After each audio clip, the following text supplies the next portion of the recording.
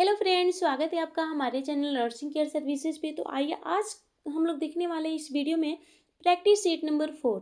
इससे पहले का प्रैक्टिस सेट वाला वीडियो अगर आप नहीं देखे हैं तो हमारे इस चैनल के प्लेलिस्ट में वीडियो अवेलेबल है, वहाँ से जा करके आप लोग देख सकते हैं। तो चलिए वीडियो को शुरू करते हैं बिना टाइम वेस्ट किए हुए। सीधे हम लोग क्वेश्चन को देखते हैं। देखिए, पहला प्रश्न है, मानव शरीर की सबसे बड़ी हड्डी कौन सी है? तो इसका सही उत्तर क्या होगा? तो इसका सही उत्तर हो जाएगा ऑप्शन नंबर सेकंड, यानी मानव शरीर की जो सबसे बड़ी हड्डी है वो है फीमर। उसके बाद देखिए सेकंड नंबर प्रश्न हम लोग देखेंगे। सेकंड प्रश्न है, हीमोग्लोबिन का मुख्य कार्य क्या होता है? तो देखिए, हीमोग्लोबिन का जो मुख्य कार्य होता है वो होता है ऑक्सीजन का परिवहन करना। तो इसका सही उत्तर क्या होगा? Option number second. उसी तरह से आगे हम लोग देखेंगे, इंसुलिन की कमी से कौन सा रोग होता है? तो देखिए, ऑप्शन है एनीमिया, सेकंड है घेंघा, थर्ड है मधुमेह और फोर्थ है अश्कर्वी। तो इसका सही उत्तर क्या हो जाएगा? इंसुलिन की कमी से होने वाला जो रोग होता है वो होता है मधुमेह, यानी डायबिटीज। इसके बाद देखिए आगे हम लोग प्रश्न देखेंगे। चौथा प्रश्न है, विटामिन सी का सबसे समृद्ध स्रोत क्या होता है? तो देखिए, ऑप्शन है दूध, केला, आंवला और सेब। तो इसका सही उत्तर क्या होगा? तो इसका सही उत्तर हो जाएगा ऑप्शन नंबर थर्ड, यानी विटामिन सी का जो मुख्य स्रोत होता है वो होता है आंवला। उसके बाद देखिए अगला प्रश्न हम लोग देखेंगे। पांचवा प्रश्न है, रक्त का थक्का जमने में कौन सा विटामिन सहायक होता है? तो देखिए, इसका ऑप्शन है विटामिन के, सेकेंड है विटामिन ए, थर्ड है विटामिन ई एंड फोर्थ है विटामिन डी। तो जो रक्त को थक्का जमाने में विटामिन सहायक होता है वो विटामिन का नाम है विटामिन के। तो इसका सही उत्तर हो जाएगा ऑप्शन नंबर पहला। इसके बाद देखिए हम लोग आगे देखेंगे। अगला प्रश्न है, यकृत यानी लीवर का मुख्य कार्य क्या होता है? तो देखिए, इसका सही उत्तर हो जाएगा, लीवर का जो मुख्य कार्य होता है वो होता है पीत का निर्माण करना। ठीक है, इसके बाद देखिए हम लोग आगे देखेंगे।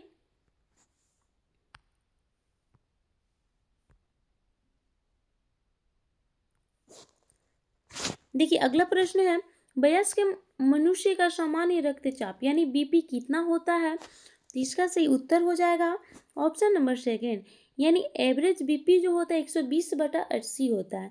ठीक है, देखिए अगला प्रश्न है, घेंघा रोग किसकी कमी से होता है? तो जो घेंघा रोग होता है वो आयोडीन की कमी से होता है। इसके बाद देखिए अगला प्रश्न हम लोग देखेंगे, मानव शरीर में कुल कितनी मांसपेशियां होती है? तो देखिए, मानव शरीर में मांसपेशियों की जो संख्या है वो 639 है। इसी तरह से हम लोग आगे देखेंगे। देखिए अगला प्रश्न है, पल्स ऑक्सीमीटर क्या मापता है? यानी जो पल्स ऑक्सीमीटर है वो क्या मापता है?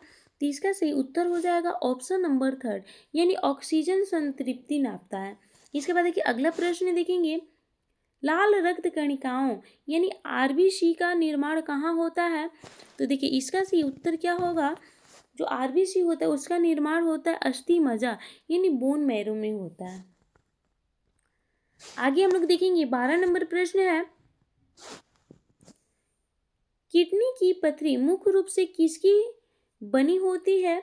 तो देखिए, किडनी का जो स्टोन होता है वो कैल्शियम ऑक्सालेट से बना होता है। उसके बाद देखिए अगला प्रश्न है, मानव हृदय में कितने कक्ष यानी कितने चेम्बर होते हैं? तो देखिए, मानव हार्ट में जो चेम्बर्स की संख्या होती है वो होती है ऑप्शन नंबर थर्ड, यानी टोटल 4 चेम्बर होते हैं। उसके बाद देखिए अगला प्रश्न है, स्कर्वी रोग किस विटामिन की कमी से होता है? तो जो स्कर्वी रोग होता है वो विटामिन सी की कमी से होता है। इसके बाद देखिए अगला प्रश्न देखेंगे।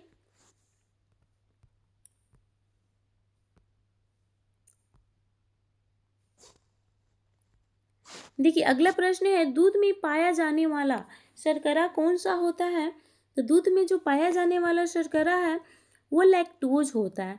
उसके बाद देखिए अगला प्रश्न है 16 नंबर, शरीर का पावर हाउस किसे कहा जाता है? तो जो शरीर का पावर हाउस है वो माइटोकॉन्ड्रिया को कहा जाता है। शरीर का पावर हाउस माइटोकॉन्ड्रिया। अगला प्रश्न देखेंगे, 1 ग्राम कार्बोहाइड्रेट से कितनी कैलोरी मिलती है?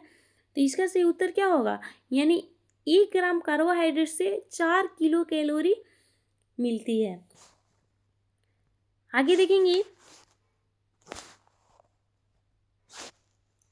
देखिए अगला प्रश्न है मानव शरीर का सामान्य तापमान कितना होता है।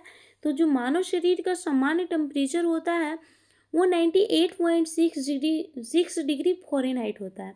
इसके बाद देखिए 19 नंबर प्रश्न है पेनिसिलिन क्या है। तो पेनिसिलिन जो है वो एक प्रकार का एंटीबायोटिक है।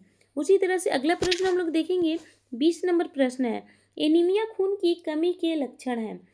जो एनीमिया है वो खून की कमी के लक्षण है। तो इसका सही उत्तर क्या होगा।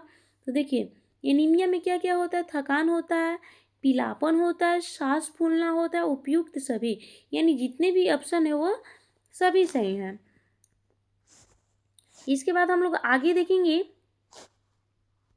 मिडवाइफरी एवं बाल स्वास्थ्य यानी चाइल्ड हेल्थ नर्सिंग से 20 क्वेश्चन है। ठीक है, देखिए पहला प्रश्न है प्रसव की संभावित तिथि, जिसको हम लोग EDD यानी एक्सपेक्टेड डेट ऑफ डिलीवरी की गणना कैसे की जाती है। तो देखिए इसका सही उत्तर क्या हो जाएगा, इसका सही उत्तर होगा ऑप्शन नंबर सेकेंड, यानी LMP plus 9 month 7 days.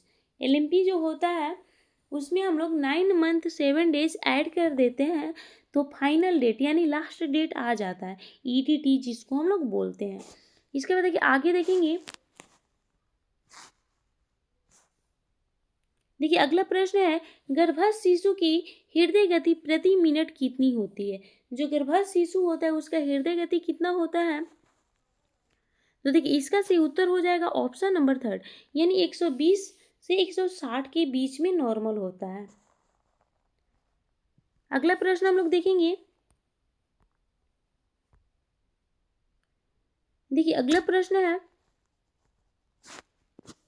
Placenta का वजन शिशु के वजन का कितना भाग होता है। जो प्लेसेंटा का वजन होता है वो शिशु के वजन का कितना भाग होता है। तो जो शिशु के वजन का होता है वह 1/6 भाग होता है। आगे देखिए अगला प्रश्न है गर्भावस्था के दौरान महिला को आयरन की कितनी गोलियां देनी चाहिए। तो देखिए गर्भावस्था के दौरान महिला को आयरन की गोलियां कितनी देनी चाहिए। तो ऑप्शन नंबर सेकेंड, यानी 100 गोलियां देनी चाहिए। आगे देखिए 25 नंबर प्रश्न है शिशु को पूरक आहार यानी वीनिंग कब शुरू करना चाहिए। तो इसका सही उत्तर क्या होगा, शिशु का जो वीनिंग है वो लगभग 6 महीने के बाद ही शुरू करनी चाहिए। 26 नंबर प्रश्न है BCG का टीका किस मार्ग से दिया जाता है यानी किस रूट से दिया जाता है। तो देखिए इसका सही उत्तर क्या हो जाएगा, इसका सही उत्तर हो जाएगा इंट्राडर्मल, यानी BCG का जो टीका लगाया जाता है वो इंट्राडर्मल लगाया जाता है। आगे देखेंगे हम लोग 27 नंबर प्रश्न है कंगारू मदर केयर यानी KMC का मुख्य उद्देश्य क्या होता है।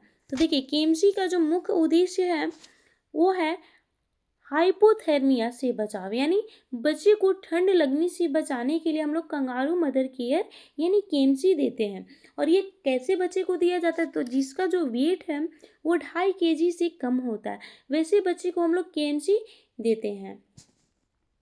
इसके बाद देखिए अगला प्रश्न है अपगार स्कोर में अधिकतम अंक कितना होता है। तो देखिए अपगार स्कोर जो होता है उसमें अधिकतम अंक यानी 10 होता है। इसके बाद देखिए अगला प्रश्न है नवजात शिशु का सामान्य वजन कितना माना जाता है। तो जो नवजात शिशु का सामान्य वजन होता है वो 2.5 kg से 3.5 kg तक माना जाता है। इसके बाद हम लोग अगला प्रश्न देखेंगे,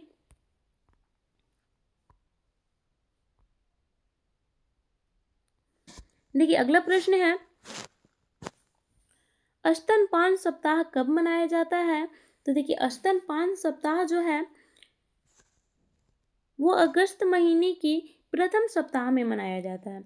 उसके बाद देखिए अगला प्रश्न है गर्भाशय यानी यूट्रस का आकार कैसा होता है। जो यूट्रस का आकार है वो कैसा होता है। तो इसका सही उत्तर क्या होगा, इसका सही उत्तर हो जाएगा ऑप्शन नंबर सेकेंड, यानी जो यूट्रस होता है उसका आकार नाशपाती के समान होता है। आगे देखेंगे हम लोग, देखिए प्रसव के 24 घंटे के भीतर होने वाला रक्तस्राव क्या कहलाता है। तो देखिए प्रसव के जो 24 घंटे के अंदर होने वाला भारी रक्तस्राव जो है वो पीपीएच कहलाता है। ठीक है, इसके बाद हम लोग आगे देखेंगे, गर्भावस्था में मॉर्निंग सिकनेस का कारण क्या है। तो मॉर्निंग सिकनेस का जो कारण है वो क्या है, तो इसका सही उत्तर होगा ऑप्शन नंबर पहला, यानी HCG हार्मोन के स्तर का बढ़ जाने की वजह से मॉर्निंग सिकनेस होता है। आगे देखिए 34 नंबर प्रश्न है, शिशु में नीलेपन जिसको हम लोग जिसको हम लोग साइनोसिस बोलते हैं का कारण क्या होता है। तो देखिए इसका जो कारण है वो है ऑक्सीजन की कमी, यानी शिशु में नीलेपन का कारण जो है वो ऑक्सीजन की कमी होता है। इसके बाद देखिए आगे देखेंगे हम लोग, 35 नंबर प्रश्न है, पोलियो की दवा जिसको ओपी भी बोलते हैं कितनी बूंद दी जानी चाहिए। ठीक है, तो इसका सही उत्तर क्या होगा, पोलियो की जो दवा है वो 2 बूंद दिया जाता है। अगला प्रश्न है 36 नंबर, मलेरिया किस मच्छर के काटने से होता है। तो जो मलेरिया होता है वो मादा एनोफिलीज मच्छर के काटने से होता है। इसके बाद देखिए आगे हम लोग देखेंगे, एड्स की जांच के लिए कौन सा टेस्ट करवाया जाता है। तो देखिए इसका सही उत्तर हो जाएगा ऑप्शन नंबर सेकेंड, यानी एड्स बीमारी की जांच के लिए हम लोग एलिसा टेस्ट करवाते हैं। ठीक है, इसके बाद देखिए आगे हम लोग देखेंगे,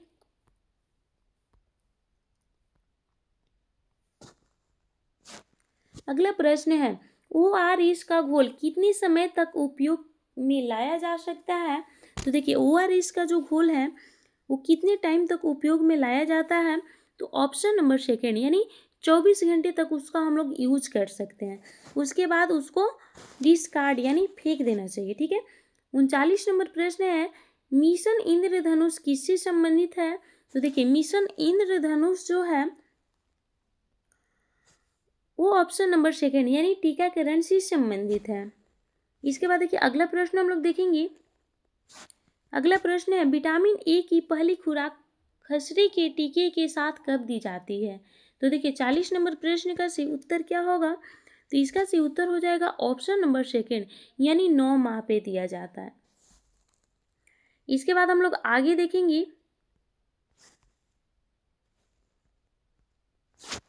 देखिए अगला प्रश्न जो कि सामान्य ज्ञान एवं प्रबंधन से 10 क्वेश्चन है, यानी आशा का पूर्ण रूप क्या होता है। तो देखिए आशा का पूर्ण रूप जो है वो होता है एक्रीडेटेड सोशल हेल्थ एक्टिविस्ट। ठीक है, तो इसका सही उत्तर होगा ऑप्शन नंबर पहला। इसके बाद देखिए आगे हम लोग देखेंगे, 42 नंबर प्रश्न है, सामुदायिक स्वास्थ्य केंद्र यानी CHC कितनी आबादी पर होता है। तो इसका सही उत्तर क्या हो जाएगा, इसका सही उत्तर होगा ऑप्शन नंबर थर्ड, यानी 80,000 से 1,20,000 तक की जनसंख्या पर सामुदायिक स्वास्थ्य केंद्र खोला जाता है। अगला देखिए 43 नंबर प्रश्न है, विश्व स्वास्थ्य संगठन यानी वर्ल्ड हेल्थ ऑर्गेनाइजेशन का मुख्यालय कहाँ है। तो इसका मुख्यालय है जिनेवा। आगे देखिए 44 नंबर प्रश्न है, रेबीज बीमारी किसके काटने से होती है। तो सबको मालूम होगा रेबीज जो बीमारी है वो कुत्ते के काटने से होती है, इसका सही उत्तर होगा ऑप्शन नंबर सेकेंड। आगे हम लोग देखेंगे, देखिए अगला प्रश्न है, जननी सुरक्षा योजना का मुख्य उद्देश्य क्या है। तो देखिए जननी सुरक्षा योजना का जो मुख्य उद्देश्य है वो है संस्थागत प्रसव को बढ़ावा देना। इसके बाद देखिए अगला प्रश्न है, अस्पताल के कचरे में नुकीली वस्तुएं यानी सुई को किस डिब्बे में डिस्कार्ड किया जाता है।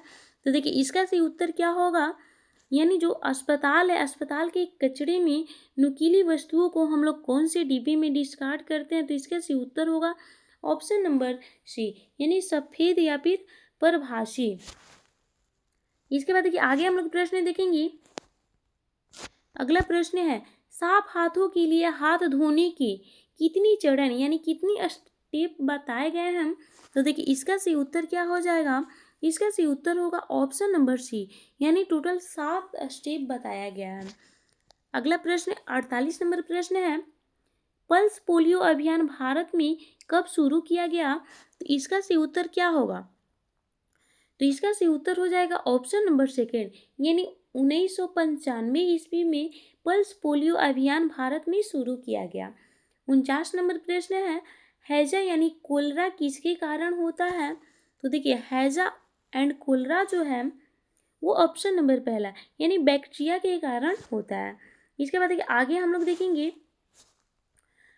आज का लास्ट प्रश्न है, राष्ट्रीय स्वास्थ्य मिशन यानी नेशनल हेल्थ मिशन की शुरुआत कब हुई है।